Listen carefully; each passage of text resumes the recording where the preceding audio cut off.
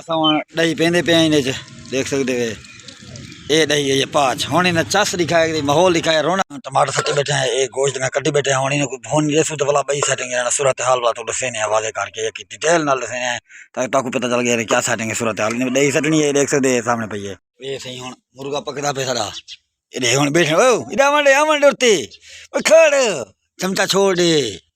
हुण कढ़ाई तैयार थी पे दे दे कढ़ाई किवें पकदी तो कुछ का तरीका समझने पे ॾही गिदी से 100 रुपये नी टमाटर मिर्चा बनाए सही को पहले भुनने पे घी भोनी दे के दे वाला असां सेटिंग कर कढ़ाई तैयार करके थोड़ी कैसूँ भुनी जान लिए बिल्कुल ओके दिवान लिए फुल भोनी दे के कर हवा जन मर वैसी बाल वक्त माहौल हो चस आ वैसी भाई खाने मज़ा आसी स्वाद आसी थोड़ी बहुत मज़ा नहीं आधा किलो 1.5 वाला कुछ चस बई होनी है बने ने बैठे दे सती पे थोड़े जे पे बाकी माल गुदाम इधे पहुँच गया तो हूँ एक जरा पे कोरमा इनको अस अद्धा हूँ थोड़े अद्धा जरा मुर्गी तैयार थी नहीं पी हूँ आखले सो